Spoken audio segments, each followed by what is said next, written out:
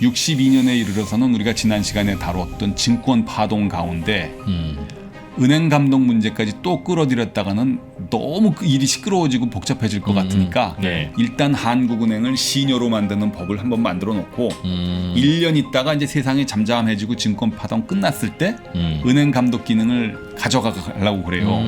그때 민병도 총재가 그건 아니지 하고 이제 두 번째 이제 또 반대를 합니다. 어업 차관에 이어서 박정희 의장이 군복 벗고 대통령이 되기 전이라도 하는 법 고칠 생각하지 말고 당신 저 회개해라 뭐 이런 얘기거든요.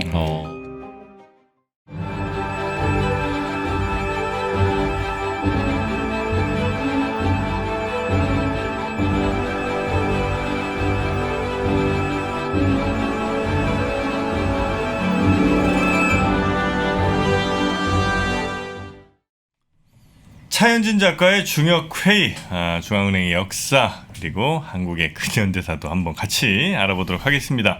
차현진 작가님 어서 오십시오. 안녕하십니까? 네, 우리 작가님과 함께. 지난 시간에 우리 작가님이 두 번째로 한국은행 역사상 두 번째로 존경하는 이제 민병도 총재 얘기를 잠깐 했는데 네. 아슬아슬한 곳에서 끊으셨단 말이죠. 예. 빨리 이제 이어가고 싶습니다. 예. 네. 민병도 총재께서 저 1년만 그 하는 총재를 했는데 네. 뭐 길게 할 수는 없고 그러니까 결국 이제 그 후반부를 오늘 하도록 하겠습니다. 그래서 오늘 다루는 시간은 그 군정 시대의 뒷부분 그리고 이제 제3공화국의 출범 63년, 64년 이때 이야기인데요. 이때가 국내외적으로 조금 시끄러웠습니다. 경제적인 것보다는 정치적인 이유로 미국에서는 JFK가 피살이 되고 존슨 대통령이 취임했고 베트남 전쟁이 확전이 되고 네. 한국에서는 또 한일 국교 정상화를 두고 6.3 사태라고 해서 학생들이 4.19 때처럼 들고 일어나가지고 구력 외교할 수 없다. 이제 우리가 고도성장 사회로 들어가는 입구 3공화국이 출범하기 직전에 군정 마지막에 홍역을 치르던 그 시기인데요. 이 시기에 가장 컸던 일이라고 그러면 이제 한은법 개정인데 이건 우리가 지난번에 한번 다루기는 했었습니다. 62년 5월에 5.16 군사혁명 이후에 정부가 금융 시스템에 대한 통제력을 강화하기 위해서 한국은행을 미안하지만 독립성을 좀 죽여야겠다. 뭐 업무 범위도 축소하고 지배 구조도 바꾸고 재무 구조도 바꾸고 그래서 한마디로 말하면 미연준이 우리의 모델이 아니고 정부의 시녀라고 할 수 있는 일본은행이 우리의 모델이다. 국가주도형 성장을 하려면 이 길밖에 없다. 이런 내용으로 한은법 개정을 했는데 그럼에도 불구하고 안 건드린 부분이 있었습니다. 재무부가 저 대한민국 정부 출범할 때부터 갖고 있었던 은행 감독 기능을 그 정부가 다시 가져가고 싶어 했었는데 그거는 1공화국 때 이승만 때도 한번 시비가 붙었다가 김유택 총재가 그건 안 돼 하고 이제 한번 싸웠었는데 62년에 이르러서는 우리가 지난 시간에 다뤘던 증권 파동 가운데 은행 감독 문제까지 또 끌어들였다가는 너무 그 일이 시끄러워지고 복잡해질 것 같으니까 일단 한국은행을 시녀로 만드는 법을 한번 만들어 놓고 1년 있다가 이제 세상이 잠잠해지고 증권 파동 끝났을 때 은행 감독 기능을 가져가려고 그래요. 그때 민병도 총재가 뭐 한국은행하고는 별로 애정도 크지 않고 인연도 없는데 그건 아니지 하고 이제 두 번째 이제 또 반대를 합니다. 어업 차관에 이어서 그건 아니지 하고 그 한국은행법 바뀐 건 이건 전에도 했으니까 그냥 넘어가도록 하겠습니다. 한국은행 아주 기능을 위상을 확 떨어뜨려 놨어요. 그 당시 법을 바꿔서 법을 바꿔가지고 그럼에도 불구하고 은행 감독 기능은 가만히 뒀다가 두 번째로 바꾸려고 그러는데 그때 요 관계가 참 재밌습니다. 4.19, 5.16을 거치면서 재무부 장관이 거의 뭐 한 8, 9개월 만에 한 번씩 휙휙 바뀌는데요. 김유택, 천병규, 김세련 요 세 사람이 다 한국은행 출신입니다. 네. 그런데 김세련 총재, 15대 김세련 총재는 뭐 다 이따가 다시 얘기를 하겠지만 한국은행 출신인데 한국은행에서 은행 감독 기능을 떼어가는 그 법안을 김세련 총재가 만들어요. 자기 친정에다가 총질을 하는 거의 폭탄을 던지는 이제 이런 법을 만드는데 저 때 총재였어요? 재무부 장관. 아 총재 하다가 예. 재무부 장관을 예. 가서 이 양반은 재무부 네. 장관하다 한국은행 총재가 됩니다. 특이하게. 근데 본인이 그러니까 어떤 인물이었냐면 시키는 거는 다 물불 안 가리고 하는 이런 양반이었어요. 별로 존경할 수가 없는 분이긴 하지만 이게 보면 재무부 장관으로 근무한 게 6개월밖에 안 되는데 한 8개월 되는데 그 사이에 총대 메고 한국은행 법을 또 한 번 고쳐서 은행 감독 기능을 그냥 정부로 그냥 다시 넘기자 하는 거를 만들었는데 웬걸 한국은행에서 잔뼈가 굵은 김세련 총재는 재무장관이 돼가지고 그런 법을 만드는데 한국은행에 하기도 싫어서 잠깐 왔던 민병도 총재가 그건 아니지. 날 뭐 핫바지로 하는 거야? 뭐야? 하고 이제 빡 이제 머리에 이제 탁 피가 끓어올라가지고 반대를 합니다. 63년 3월 11일 날 그 형님 한은법 두 번째 개정을 해서 이번에는 은행 감독 기능을 떼어내겠습니다. 그렇게 아시지요? 의견 있으시면 한번 들어는 볼 테니까 한번 말씀을 해보시라 하고 이렇게 정부에서 공식으로 통보를 해왔어요. 네. 민병도 총재가 그 공문을 탁 받고 난 다음에 이걸 어떻게 할까 고민을 하는데 요때 마침 63년 3, 4월에 여러 가지 일들이 생겨요. 군사 쿠데타를 했던 그 세력들 가운데 이탈자가 나오고 반발도 해가지고 정치적으로 좀 시끄럽고 예. 야당들은 빨리 민정 이양하자. 빨리 우리 다시 한번 선거해서 박정희 당신이 대통령이 될 수 있는지 없는지 빨리 투표를 해보자. 예. 우리 지겹다. 막 그래서 박정희 의장이 쫓기듯이 정치 일정에 쫓겨가면서 개헌안 만들고 이제 군복 벗고 더 이상 나같이 불행한 군인은 없었으면 좋겠다 하고 이제 대통령 출마하지 않습니까? 예. 그 무렵이었었거든요. 그러니까 박정희 의장이 시끄러우니까 조금 그 골치가 아프니까 숨을 한번 골라보자 해서 한 달을 참다가요. 5월 22일 날 기자들을 부릅니다. 정부가 한 달 전에 이런 말 따위도 안 되는 이상한 법안을 갖고 와서 내가 말도 안 된다 하고 이렇게 반대 의견을 작성을 해서 정부로 보냈다. 내가 반대를 한 거로 보면 지난번에 어업 차관 반대했을 때 뭐 그 건도 있고 그러니까 나는 파리 목숨인 거 아는데 내가 이 자리에서 그 박정희 의장한테 경고까지는 아니고 충언을 드린다. 금융의 정치적 중립과 민주화를 혁명 정부는 민정 이양에 앞서서 당장 빨리 이루기를 바랍니다. 박정희 의장이 군복 벗고 대통령이 되기 전이라도 한은법 고칠 생각하지 말고 당신 회개해라 뭐 이런 얘기거든요. 저때 동시에 혁명 정부가 민정 이양에 앞서 이 얘기는요 거의 대통령 앞에서 하야하시죠 하는 얘기거든요. 이런 얘기까지 해가면서 그러니까 이런 것도 안 하면서 무슨 민정 이양이냐? 그렇죠. 예. 혁명 정부가 한 일이 뭐냐 도대체? 예, 이거 굉장히 세게 얘기한 거죠. 그리고 전화 사표를 확 던져버려요. 네. 그 다음 날? 사표를 던져요. 그날? 예. 그리고 저는 오늘 기자회견을 끝으로 한은 총재직에서 내려옵니다. 하고 탁 정부한테 이렇게 던져버리는 겁니다. 먹고 살 게 있었으니까 이렇게 했겠죠. 네. 그죠? 아이, 그러나 용감한 분이죠. 두 번째를 존경한다는데 왜 그렇게 말을? 아니 그 자연 작가님 매력이 저거지. 목구멍이 퍼더청이는 것도 사실이니까 아무튼 이분이 이렇게 기계 있게. 근데 저 정도 얘기하면 그동안 갖고 있던 것들도 다 뺏길 가능성도 있지 않나? 그래도 뭐 그래도 뺏겨도 많으니까. 예. 쉽지 않은 것 같은데. 그러고 나서 이제 휘파람을 불고 네. 귀거래사를 해서 다른 역대 총재와는 달리 공직에 다시는 나오지 않습니다.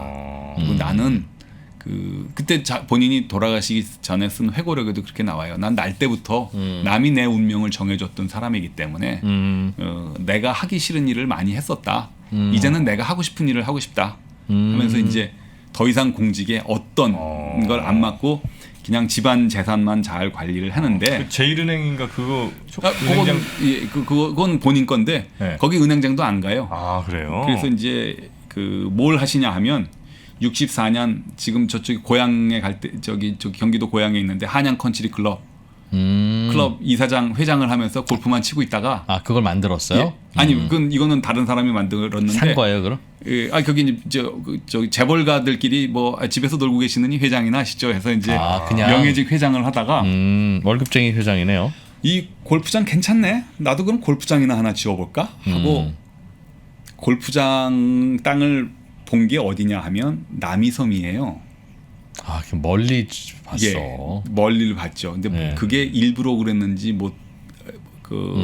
어딘지 66년에 경춘 관광 개발을 본인이 만들어서 사장으로 취임을 하는데 남이섬이 네. 지금은 아주 깨끗하게 여기 메타세콰이어 숲도 있어서 네네네. 여기 뭐 겨울연가도 찍고 뭐 엄청나게 일본 관광객들 많이 몰리지 않습니까? 그때는 소양강 댐이 없어가지고요. 여름만 되면 물에 잠겨가지고 저기 한강의 밤섬처럼 물에 잠겼다 안 잡혔다 하기 때문에 네. 땅값이 똥값이었거든요. 네. 거기다 골프장을 만든다고 그러니까 사람들이 다 웃죠. 저 뭐 골프 치다가 물 들어오면 어떡하냐 하고 의도했는지 의도하지 않았는지 계산을 한 거예요. 저기 소양강 댐이 생기면 치수가 관리되기 때문에 남이섬은 더 이상 물에 잠기지 않는다.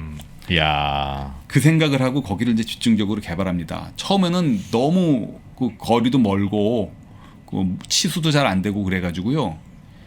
서울 시내에 있는 직장인들이 저기서 야유회 가서 체육대회를 하면 1인당 맥주 한 박스씩 공짜로 주기도 하고 와주기만 하면 고맙다 하고 그러던 땅인데 계속 자기 돈을 들여서 나무를 심고 메타사이카의 숲을 가꾸고 해가지고 지금은 굉장히 유명한 관광지가 됐잖아요. 그래서 이제 수목가가 되고요. 자기 재력을 다 또 정비를 해서 88년에 저 남산에 있는 하이아트 호텔을 삽니다.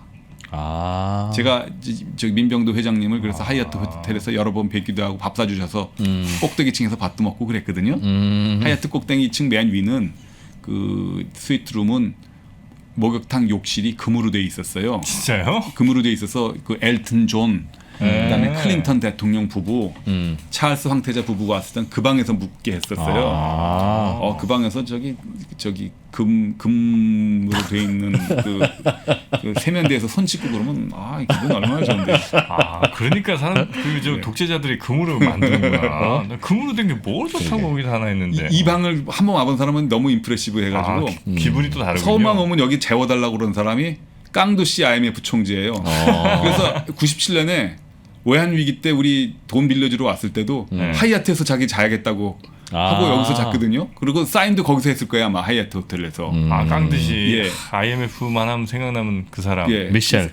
한국은행에서 큰 손님만 오면 BIS 가입할 때나 OECD 가입할 때나 그러면 꼭 민병도 회장한테 얘기해가지고 그 방 좀 쓰게 해주십시오 해가지고 외국인들이 이거 한국은행이 한국은행이 그 방은 저기 돈으로 되는 방이 아니거든요. 그러니까 평소에 파는 방도 아니고 그러니까 막 특별할 때만 오픈되는데 아무튼 한국에 돈 빌려주러 온 사람한테 그런 방을 보여주면 돈 안 빌려줘도 되겠는데 이날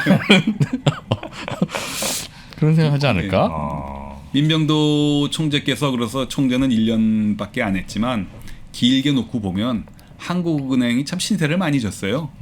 여러 가지로 좋은 일을 많이 하셨고 대한민국을 위해서라도 이 좋은 의미 있는 한거 같은 걸 많이 하셨는데 수목가로서 민병도 씨를 얘기를 하면 총재를 얘기하다 보면 꼭 같이 우리 사회에서 얘기 안 할 수 없는 사람이 칼 밀러라는 사람입니다. 천리포 수목원 가보셨어요? 네. 천리포 수목원은 나라에서 만든 게 아니고 이 칼 밀러 우리나라 말로는 민병갈인데 네. 한국으로 귀화한 이 미국 펜실베이니아 출신 민병갈 씨가 자기 돈을 모아서 평생 돈을 주식 투자로 모은 돈을 그 나무에다 투자를 해서 천리포 수목을 만든 거거든요. 이 칼 밀러라는 사람이 한국에 와서 한국은행의 통역사로 들어왔는데 민병도 총재하고 너무 이게 사이가 좋아진 거예요. 제가 형님으로 모시고 싶고 제가 한국 사람이 되고 싶습니다. 전 민병도 총재처럼 민씨를 할래요. 저 밀러잖아요. 밀러. 이름도 비슷하잖아요. 그러니까 그래 그럼 너는 내가 민병도니까 너는 아버지가 지어주신 이름은 칼이니까 민병갈로 해. 민병칼. 민병갈로 이름을 고치고 총재님 어떻게 하면 돈을 벌어요? 그랬더니 그럼 당신은 혈혈단신으로 한국에 와서 돈을 벌려면 월급의 반은 주식을 사라. 한자로 주식의 주자에 왜 나무목이 들어가 있는지 아냐? 가치주, 성장주에 투자를 하면 돈을 알리는다는 뜻이다. 아, 그러면 제가 주식 투자하면서 나무도 관리하고 그러면 이렇게 성장주 관리를 잘하겠군요. 해서 민병갈 씨가 주식 투자를 해서 돈을 많이 벌어가지고 주식을 잘했어요. 쌍용 투자의 고문으로 들어가가지고 그 밑에서 배운 사람이 여기 3프로에 나오는 강병천 네, 예. 아마 쌍용에서 이 양반한테 배웠을 거예요. 주식 투자하는 거. 민병갈님한테? 예. 쌍용에서 그 투자 고문. 강방천 회장이요? 예. 쌍용에서 아마 88년에 들어갔을 텐데 그 민병갈 씨가 91년까지인가 있었거든요. 그래요? 예. 저 그래서 민병도 총재하고 민병갈 씨하고 저도 몇 번 보기도 하고 그랬는데 주식 잘해요. 근데 뭐 지난 얘기지만 본인이 돌아가시기 직전에 커밍아웃을 했는데 한국에 원 이유 중에 하나가 이분이 약간 동성애가 있어서 그 자기 고향을 떠나서 형제들하고도 떠나서 한국에 와가지고 평생 주식해서 번 돈으로 나는 한국에다가 제2의 고국인 한국에다가 잊혀지지 않는 투자를 하겠다고 해서 천리포 수목원을 만들었는데 그런 분입니다. 근데 칼 밀러, 천리포 수목원, 남이섬, 민병도는 하나로 묶여 들어가요. 그러니까 두 사람이 한국은행에서 만나서 각각 유명한 휴양지를 만든 거죠. 예, 그런 인연이 또 있어요. 칼 밀러하고 이제 각별한 사이인데 그 쌍용 투자하고도 좀 관계가 되고 그러는데 그래서 한은 총재로서의 민병도, 재벌 3세로서의 민병도, 수목가로서의 민병도 이게 다 제가 민병도 총재를 너무 좋아해가지고 세 가지를 다 인생을 살피는데 마지막으로 이제 중앙은행 독립투사로서의 민병도도 있어요. 네. 그 1년밖에 하는 총재를 안 했지만 어업차관 때문에 박정희 앞에서도 맞짱도 뜨다가 또 한은법 개정을 놓고서는 또 기재부랑도 재무부랑도 한판 붙고 그랬잖아요. 네. 똑같은 사람이 미국에 있습니다. 아, 중앙은행장으로서? 한국은행 7대 총재 민병도가 재벌 아들이었다고 그러면 미연준 7대 총재 머리너 에클스도 미연준 독립성 투사했었어요. 그래서 지금 미연준 워싱턴 DC에 있는 미연준 건물을 에클스 빌딩이라고 하는 이유는 연준 100년 역사에서 가장 독립성 연준을 연준답게 만든 사람은 에클스다고 해서 에클스 빌딩이라고 붙이거든요. 그래서 제가 한국은행 빌딩도 본관이라고 짓지 말고 민병도 빌딩이라고 병도라고 해야 된다 하고 제가 주장을 하는 이유가 바로 거기 있는데 이 마리너 에클스의 생긴 것도 좀 아주 부리부리하고 아주 강단 있게 생겼는데 이 사람도 근데 재벌이었어요. 2002년 솔트레이크 시티 동계올림픽 열렸잖아요. 네. 이게 마리너 에클스 집안 겁니다. 뭐가요? 스타디움이? 스타디움. 그러니까 유타주 땅의 한 절반이 이 사람 거예요. 그 이 에클스도 엄청난 부자였는데 연준 의장을 그 루스벨트 대통령 때 그 뉴딜 정책을 지지한다고 그러니까 당신이 뭐 은행도 갖고 있고 그러다 보니까 은행업도 잘할 것 같으니까 당신이 좀 총재 좀 해보시죠 그랬더니 의장 좀 해보시죠 그랬더니 의장이 돼가지고 내가 돈은 있지만 은행업은 제대로 해야지 하고 연준 업무에 깊숙이 관여를 해서 연준을 오늘날의 연준으로 만든 사람이 에클스입니다. 이 전까지는 연준 의장을 그냥 가버너라고 불렀는데 에클스 때부터 체어맨이라고 부르기 시작했어요. 그래서 제7대 의장이지만 연준 사람들은 더 퍼스트 체어맨이라고 부릅니다. 진짜 의장은 이 사람부터다.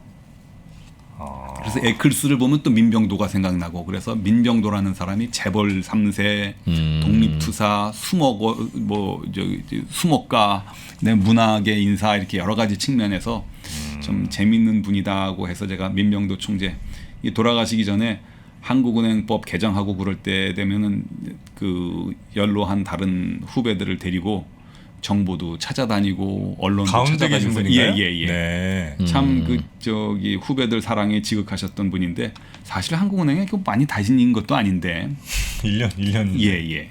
근데 그 당시에 그 이슈가 됐던 은행 감독권을 한국은행이 갖느냐 아니면 기획재정부가 갖느냐 그 문제에 대한 정답은 뭡니까? 그러니까 그걸 가지고 이제 하는 쪽에서는 한은이 가져야 한다.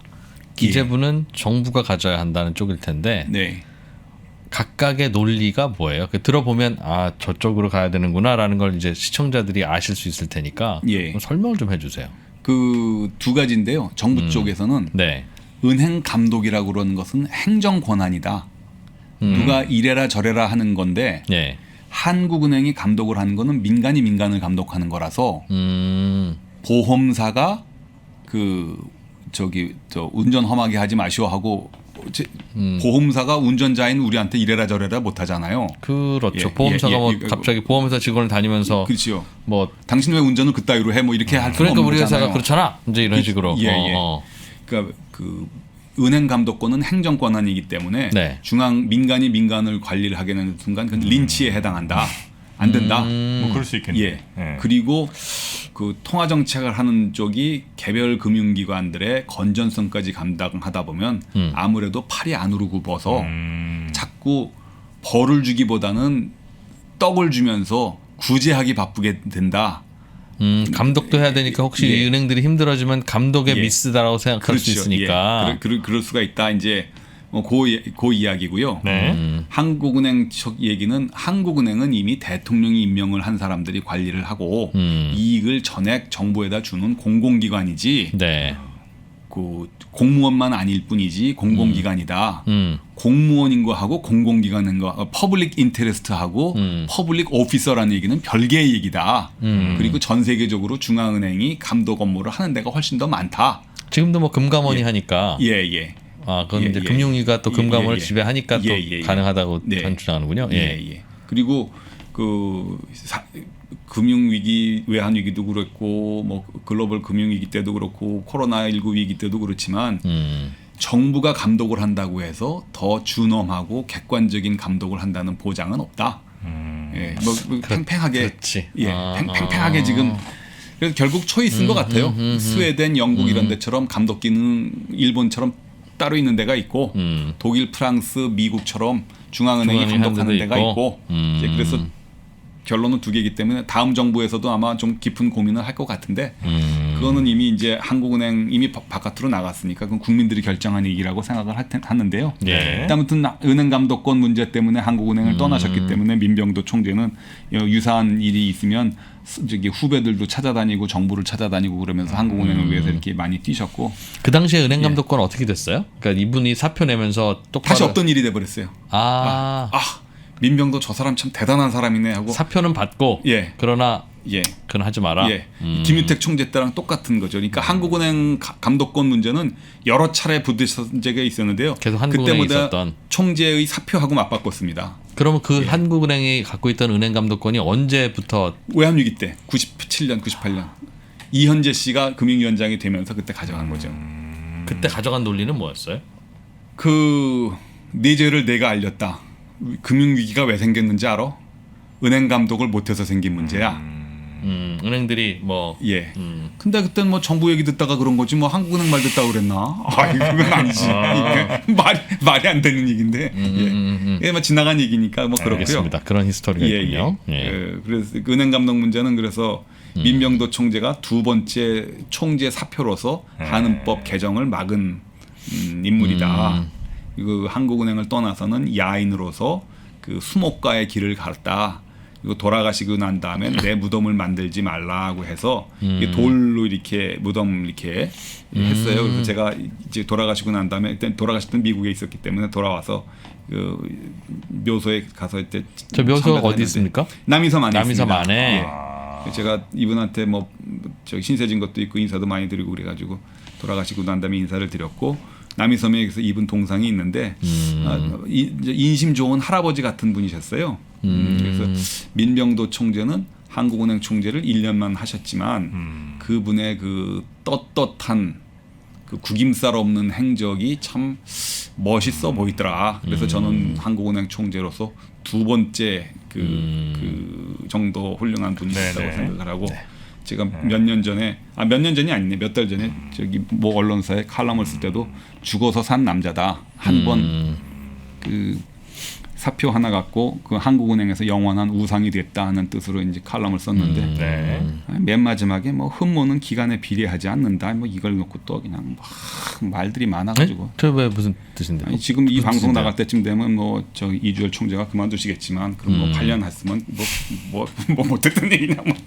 그러니까 오래 했다고 예. 더 흠모를 받거나 예. 짧게 했다고 예. 존경을 덜 받는 건 아니다. 예. 내가 뭐 흠모는 기간에 반비례한다고 한 것도 아닌데 뭘 이걸 갖고 하는 내부에서 예. 아이고 그 참새들이 뭐라고 그래가지고 저는 1년밖에 안 했지만 그분의 그 그림자가 참 길다 이런 뜻으로 썼는데 그걸 좀 말 한마디에 뭐 좀 그렇더라고요. 물론 이제 또 보시는 분들 예. 입장에서는 그 남이섬에 대해서 썩 좋지 않은 입장을 갖고 계신 분들이 꽤 있는 건 뭐 현실적으로 알고 예, 계시죠. 예, 예. 그죠? 네. 그래 그걸 저기 소송도 가고 그랬는데요. 네. 남이섬은 친일파로서 정부한테 특혜를 뱉거나 아니면 뺏은 게 아니고요.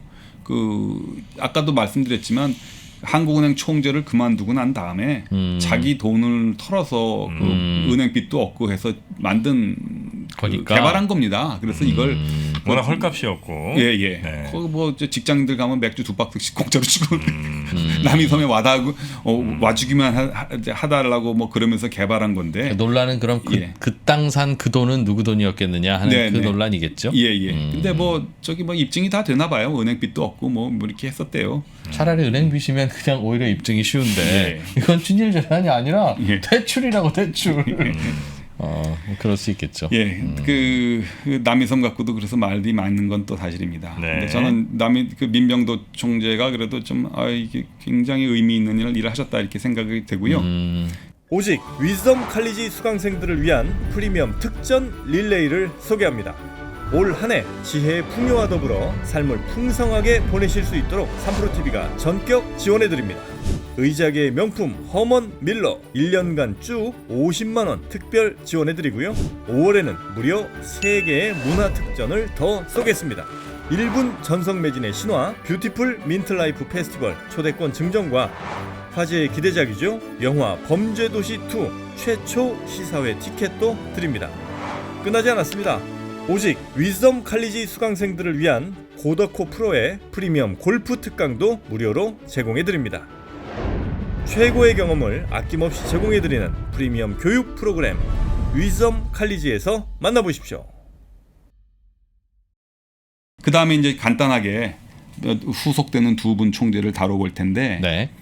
그 이후에는 빨리빨리 또 총재가 바뀌어요. 4.19, 5.16 때처럼. 네, 예. 이종환 총재가 이제 민병도 총재가 화폐 확 쓰고 나가니까 뜨거 하고 이제 정부가 놀랐다가 그 농협 회장으로 있었던 이정환 회장을 한국은행 총재로 발령을 내는데 이정환 총재는 최초로 한국은행하고 아무 상관 단 한 달도 근무해보지 않은 채 총재가 됐던 첫 인물입니다. 학자 출신이시군요. 예예. 네. 저기에 보면 수석부총재 경력은 있으신데요? 예, 이거는 5.16 나고 난 다음에 연세대 교수로 있다가 잠깐 와가지고 몇 달 하다가 그다음에 이제 농협에 빈자리 나니까 농협 회장으로 갔다가 한국은행 총재로 와서 6개월 동안만 하다가 그 박정희 대통령이 그 혁명 의장에서 대통령으로 정식 취임할 때 네.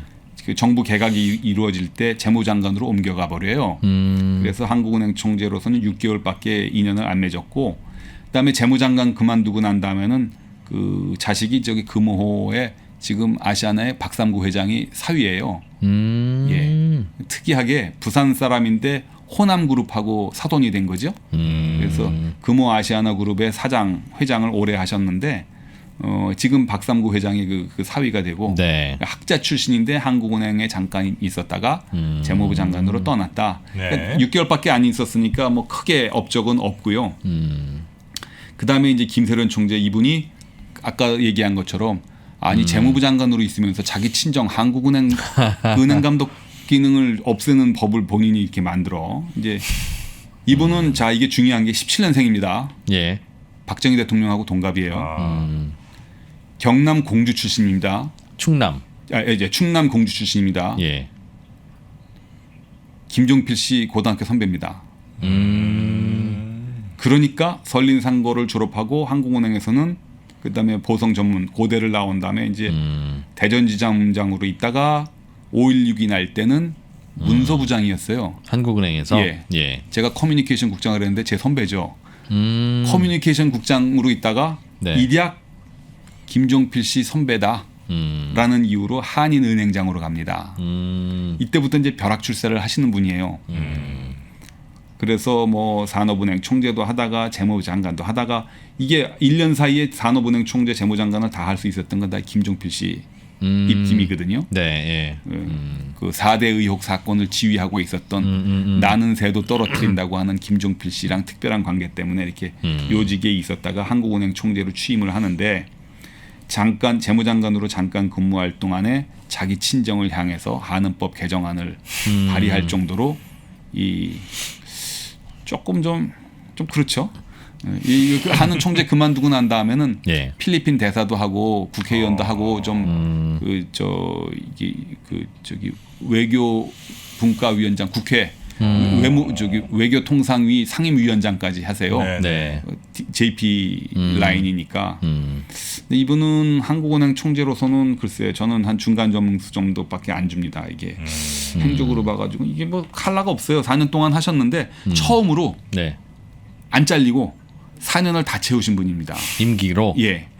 김유택 총재는 4년을 채우고 연임을 하다가 1년 만에 잘려서 네. 그 뭐 4년을 일단 채우긴 했는데 그 중간에 들 때는 툴툴거리고 그만둘 수밖에 없는 이유가 있었는데 이분은 처음으로 4년을 다 채우신 분인데 업적은 없어요. 그러니까 이게 특이한 내세울 만한 건 별로 없어요. 너무 냉정하게 얘기하네. 근데 원래 중앙은행이 예. 또 아무 일 없는 게 또 제일 좋은 거죠. 그럴 수도 있죠. 네. 업적이 없었던 4년 동안 없었던 이유 중에 하나는 이때가 이제 혁명을 일으킨 정부가 헌법을 고쳐서 3공화국이 정식으로 출범을 되고 네. 제1차 경제개발 5개년 계획을 하지 않습니까? 추진하잖아요. 네. 그 전반부에는 아직 실적이 안 나왔어요. 빠르게 지금 막 그 체질 개선을 해가면서 경제 성장을 할 때니까 특별한 업적이 나올 수가 없었던 때인데 예를 들면 64년은 이런 겁니다. 국제적으로는 통킹만 사건이 일어나서 베트남 전쟁에 미국이 정식으로 개입을 하고 한국은 그때 미국의 요청에 의해서 의료진 100명하고 태권도 교관 처음에는 참전한 게 아닙니다. 네. 그냥 우리는 베트남이 어떤 데인지 의료진이나 보낼까 하다가 1년 뒤 65년부터 파병을 해가지고 5만 명을 보내죠. 뭐 명호부대, 청룡부대, 비둘기부대 뭐 이렇게 막 보내고요. 국내에서는 한일 수교 반대한다는 6.3 사태가 일어나서 그 굉장히 시끄러웠고 김종필 씨가 자의반 타의반이라는 유명한 말을 남기고 외우를 떠났고 그다음에 한국은 케네디 대통령 때 미국 박정희 의장이 갔다가 아주 냉대를 받고 돌아오지 않습니까?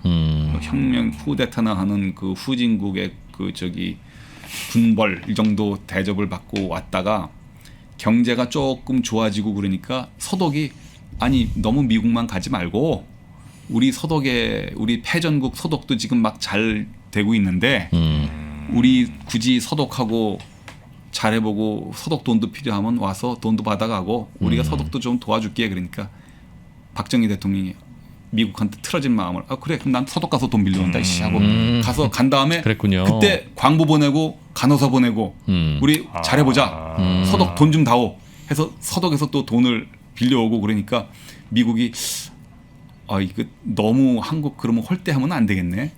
우리가 베트남 파병 때문에 좀 신세도 질 게 있는데 하고 이제 미국도 이제 머리를 좀 숙이고 그러니까 박정희 의장이 군사 정부 시절에 의장이었을 때는 홀대를 받았는데 이제는 오히려 두 개의 카드를 갖고 유럽 카드와 미국 카드를 갖고 이제 큰 소리를 치는 때가 이제 64년입니다. 네. 이게 이제 6.3 사태잖아요. 그 전국에 휴교령이 내리고 막 그랬을 때인데 뭐 시민도 직장인도 그렇고 대학생 심지어 고등학생까지도 굴욕 외교는 못하겠다. 왜 이렇게 한일 수교를 서두르느냐. 조건을 잘 따져봐야 된다 하고 데모를 했는데 여기에 대한 역사적 평가는 사람마다 다를 테니까 이제 넘어가도록 하고요. 예.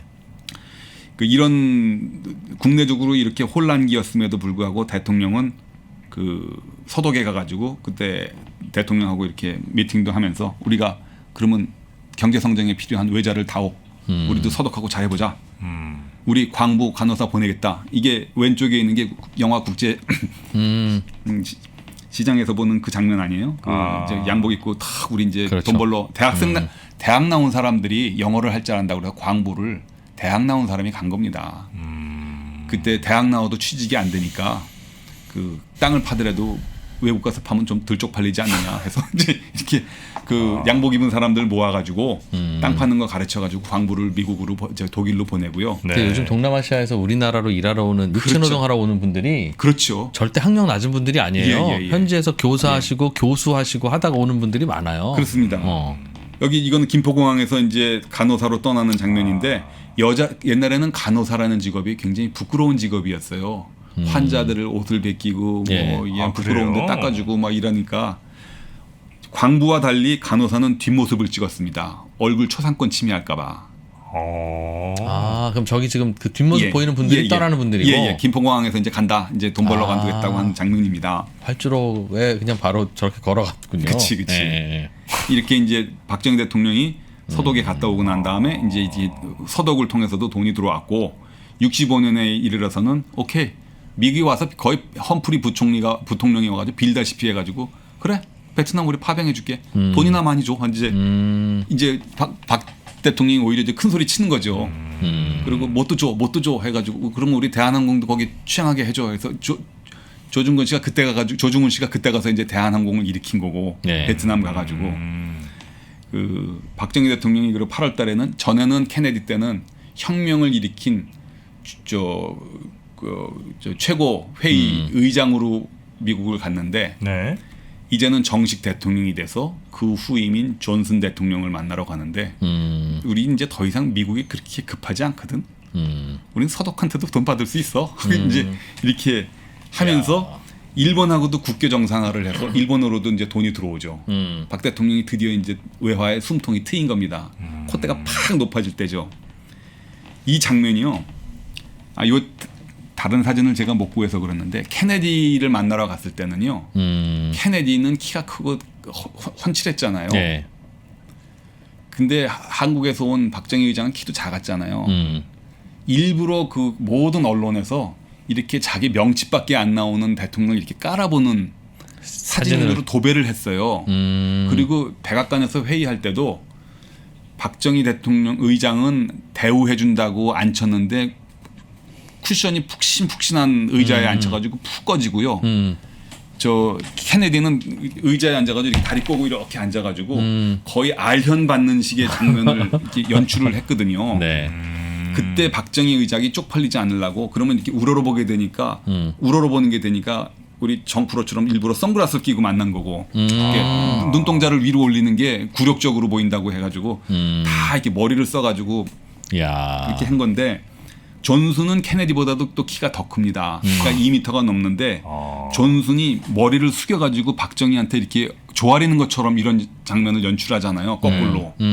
박정희도 두 번째였고 존슨은 이제 자기가 급하거든요. 베트남 파병 때문에. 이 장면은 드디어 미국이 그 쿠데타 세력을 깔보는 게 아니고 우리는 국정 파트너라는 걸 보여주는 장면입니다. 이게. 저 사진 누가 찍은 거예요, 그럼? 이거는 미국에서 찍은 건가요? 미국인들이? 요거는 아마 한국에서 찍었을 것 같은데 국가기록원에 있는 걸 보니까 이 장면은 이제 존슨이 박정희 난 당신을 쿠데타 세력으로 보지 않고 정식 대통령으로 보겠고 우리 잘해보자 하는 그런 거를 보여주는 그런 모습입니다.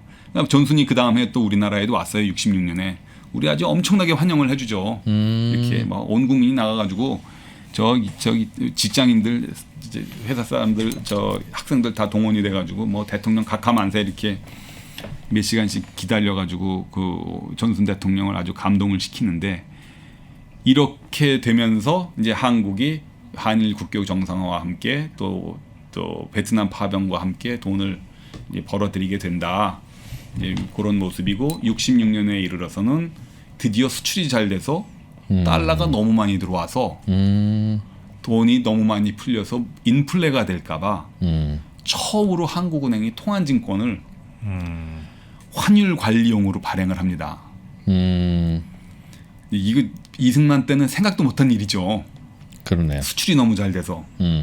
그리고 베트남에서 돈을 벌어오는 그 월남 파병 용사들의 송금을 도와주기 위해서 한국은행이 사이공 지점을 엽니다. 도쿄, 홍콩, 뉴욕에 이어서 네 번째 그 지점인데 런던보다도 빨랐어요. 그러니까 한국이 외화를 빨아들이는 창구 중에 하나로 이제 베트남이 생겼기 때문에 베트남의 지점을 만들고 그 해에 66년이 되고 나서 보니까 지난 5년 동안 연평균 경제 성장률이 8.3%였다. 목표는 7.1%였는데 훨씬 높았다 하고 박 대통령이 이제 기가 팍 세우고 우리는 2차 계획은 그러면 목표를 7%로 잡는다. 이것도 돌파하죠. 이제 이때부터 이제 우리가 이제 막 한국이 고도 성장 사회로 이제 가는 거고요. 요게 그때 당시로서는 베트남 사이공 지점인데 참 야 무슨 식당 같다 식당. 예. 여기서 베트남에서 그 파병 나갔던 사람들이 이 목숨을 담보로 해서 보내주는 달러를 이걸 갖고 이제 한국 재개발 우리 발전의 밑거름으로 삼았던 것이고. 달러는 그럼 어떤 이유로 준 거예요? 그러니까 용병처럼 준 겁니까? 예. 목숨 수당. 뭐 한 달에 뭐 사병은 뭐 400불씩 준다. 그렇게. 예. 그렇게 해서. 그 돈을 이제 베트남에서 저 은행 통해서 한국으로 보내는 거고. 저기 가서 또 미군들 시레이션이라는 거 있잖아요. 네. 그 미제 바다, 초콜릿, M&M 초콜릿 이게 이런 걸 또 갖고 병사들이 미군하고 똑같이 주는 그 보급품을 자기가 안 먹고 또 그걸 또 보내요. 그럼 또 그게 또 암달러 남대문 이 수입 상가에서 팔면 몇 배씩 받으니까. 그래서 베트남에 간다는 것은 집안에 누구 한 사람 간 사람 있으면 그 집안이 좀 넉넉해지는 거거든요. 그런 시기로 이제 접어들어서 66년까지 1차 경제개발 5개년 계획이 끝났다는 것까지 오늘 이야기를 하도록 하겠습니다. 알겠습니다. 뭐 그때 당시에 참 힘들게 외화 벌었던 건 뭐 정말 아시는 분들은 많이 아실 것 같은데 우리 이프로님은 그때 기억까지는 없죠, 당연히. 그때는 태어나지 않았죠, 제가. 태어나기 전이죠. 네. 조금 지나서. 장인께서 베트남 갔다 오신 이야기를 하면서 지겹게 들었던 기억이. 그렇습니까? 네. 저희는 잘할 때 옆집에 누가 아저씨가 월남 간 사람이 있는데 시레이션 박스 보내왔다고 그러면 엄마들이 너무 좋아해가지고 그 집에 몰려가서 이 버터 있잖아요. 버터 이렇게 이제 초콜릿처럼 칸 이렇게 쳐져 있잖아요. 그러면 똑 부러뜨리는 거 저기 두당 하나씩. 순이네는 4식구니까 이거 4개 갖고 와서 바다로 밥 비벼 먹으시고 누구는 6개 찍고 그러면 그거 뭐 밥에다 간장 해가지고 밥 비벼 먹고 그러면 아주 동네가 아주 축제를 벌이고 그랬었어요. 네.